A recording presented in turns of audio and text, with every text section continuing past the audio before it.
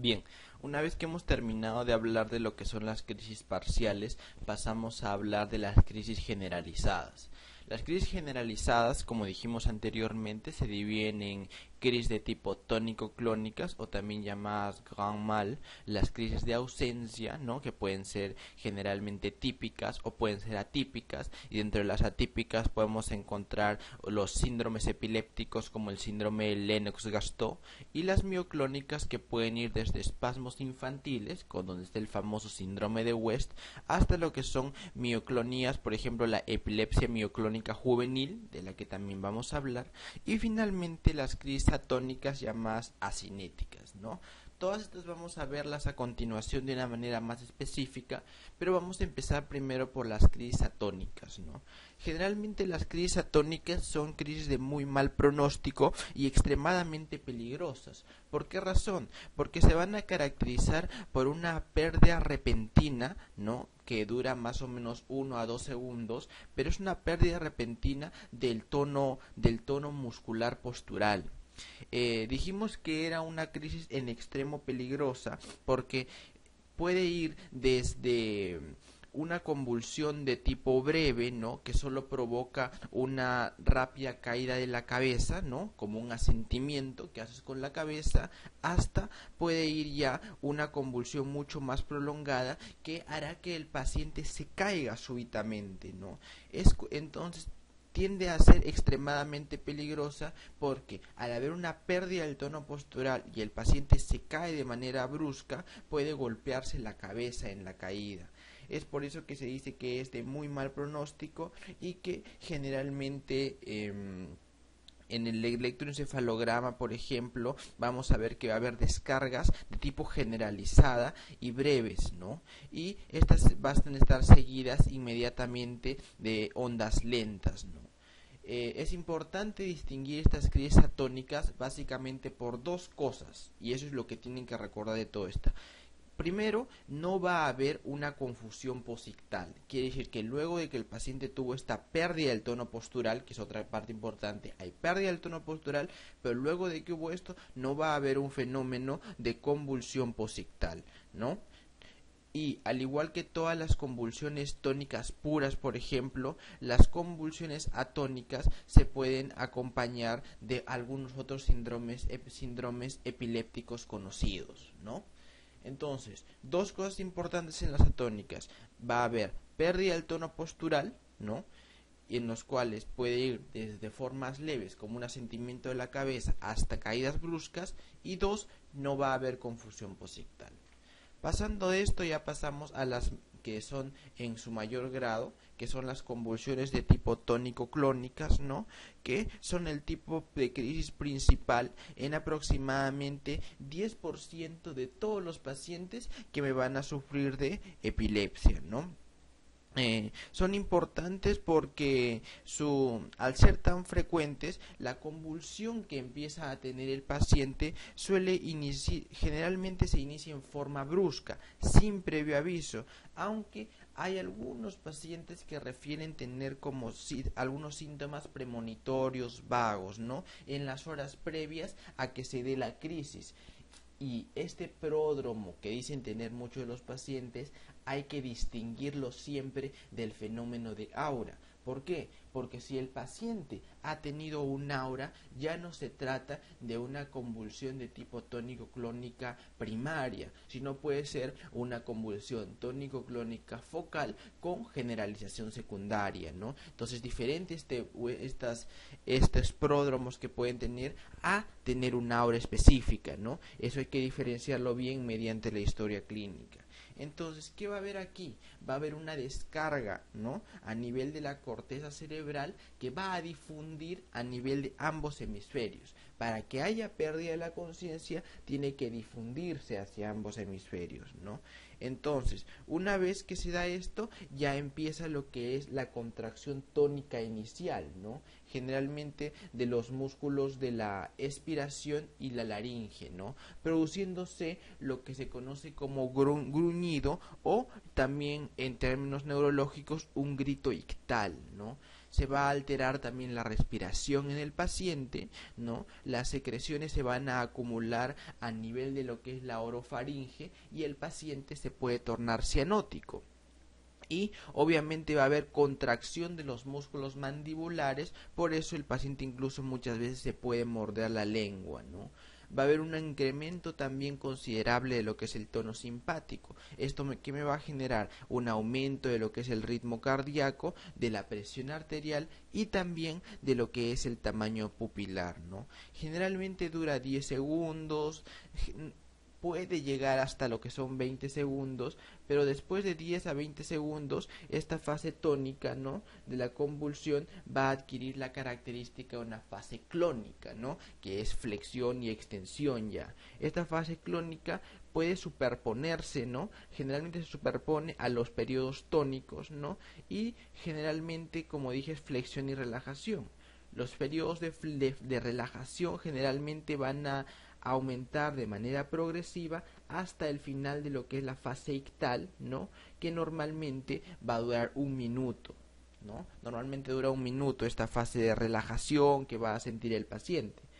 La fase ya posictal, quiere decir luego de que ya se dio la crisis, se caracteriza porque va a haber una respuesta de qué tipo. Va a haber, generalmente el paciente va a tener una flacidez muscular y va a tener lo que es una salivación excesiva, que va a ocasionar muchas veces una respiración como con un estridor. ¿Por qué? Porque va a haber una obstrucción parcial de lo que es la vía aérea, ¿no? El paciente luego también puede tener lo que es una incontinencia vesical, una incontinencia intestinal, y gradualmente van a ir recuperando la conciencia a lo largo de los minutos. Puede pasar hasta horas para que recuperen la conciencia, y durante este periodo va a haber siempre una confusión posictal, confusión postcrisis, ¿no? El paciente va a estar totalmente confundido. Luego de esto el paciente se puede quejar también de lo que es cefalea, fatiga, dolores musculares, ¿no?, que continúan durante varias horas en ese tipo de pacientes, ¿no?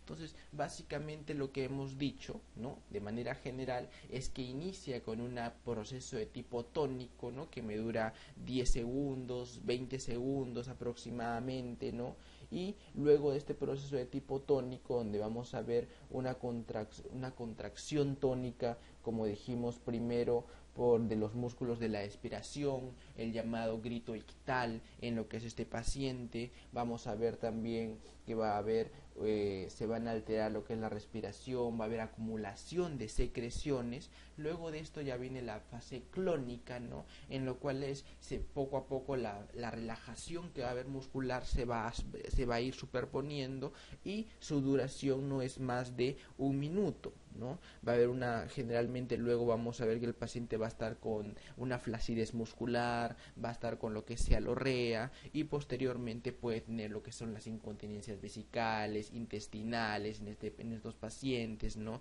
las cefaleas características, ¿no?, junto con lo que es algún estridor por obstrucción de lo que es la vía aérea. Entonces, característico entonces de lo que es la convulsión de tipo tónico-clónica, ¿no? Generalmente, ¿qué hacemos cuando un paciente tiene ese tipo de convulsión? No se puede hacer, no hacer nada especial. Generalmente solo se pone al paciente de lado. ¿Por qué? Porque, como dijimos, va a haber una etapa de salivación excesiva. Entonces, para evitar que el paciente se aspire y luego me haga una neumonía intrahospitalaria, se le pone de lado. Ojo, nunca colocar nada en lo que es la boca del paciente, porque dijimos que va a haber una contracción de los músculos mandibulares, pero esas son contracciones muy fuertes. Entonces, si uno trata de colocar algo en la boca, puede generarle una fractura a nivel mandibular, ¿no? Entonces, no colocar nada, ni tampoco tratar de hablar con el paciente, solo colocarlo de lado y esperar a que la crisis pase, ¿no? Esto es básicamente en cuanto a lo que es la crisis tipo tónico-clónica. Luego pasamos ya a las llamadas crisis de ausencia, ¿no? Las crisis de ausencia pueden ser crisis de ausencia típicas o pueden ser crisis de ausencia atípicas. Las crisis de ausencia típicas generalmente rara vez duran más de 15 segundos, ¿no? El periodo es de 2 a 15 segundos, son súbitas obviamente, pero no hay pérdida del tono postural en ese tipo de pacientes, ¿no? Se caracterizan porque una crisis de ausencia al día, un niño puede tener hasta 40 tipos de crisis y obviamente son muy difíciles muchas veces de diagnosticar, ¿no? Son difíciles de diagnosticar, ¿por qué? Porque no hay una confusión posictal, ¿no? No va a haber pérdida del tono, como dije, y muchas personas lo confunden, incluso creen que los niños padecen de lo que es retraso mental, pero son crisis de ausencia. Al día puede tener 40, como dije, crisis de ausencia. El niño está realizando sus actividades normales, ¿no? Y en ausencia de cualquier aviso, ¿no? El niño empieza, por ejemplo, aquí es el ejemplo, está jugando con su pelota y de la nada hay una pérdida de la atención, ¿no?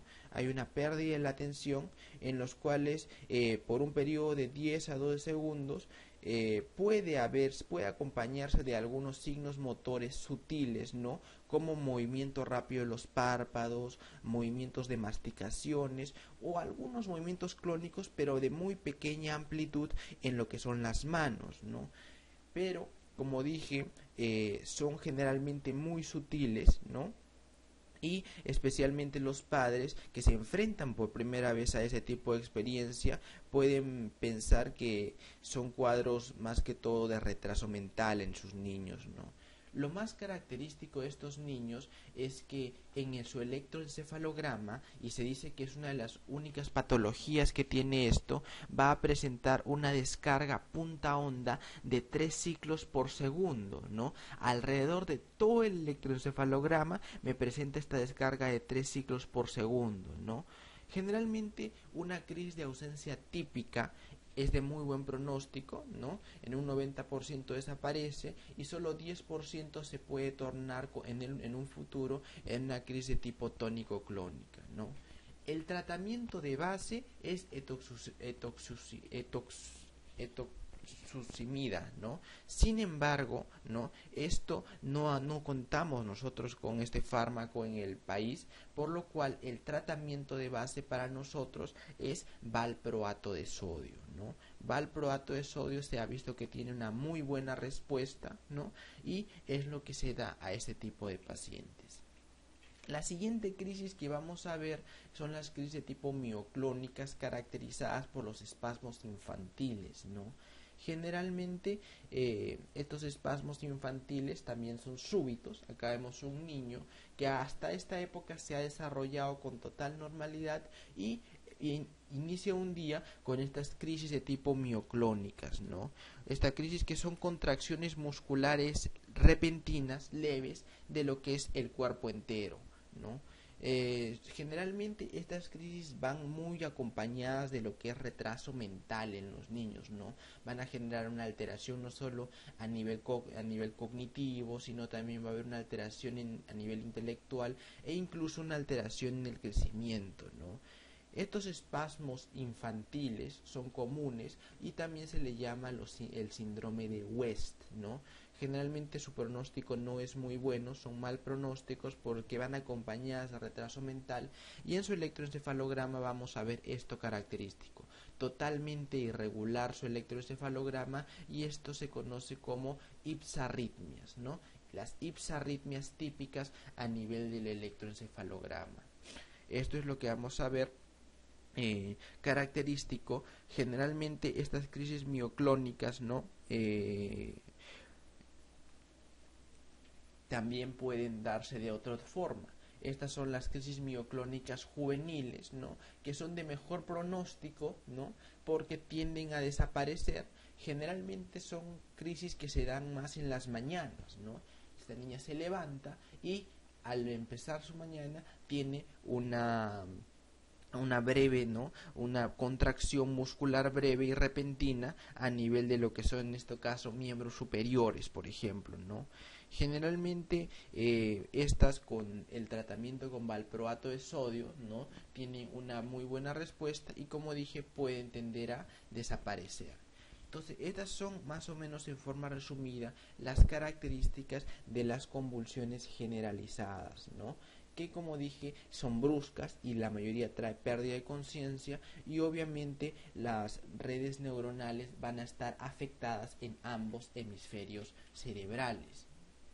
Una vez que hemos terminado ya de hablar de crisis focales, crisis generalizadas, es importante analizar lo que es la fisiopatología.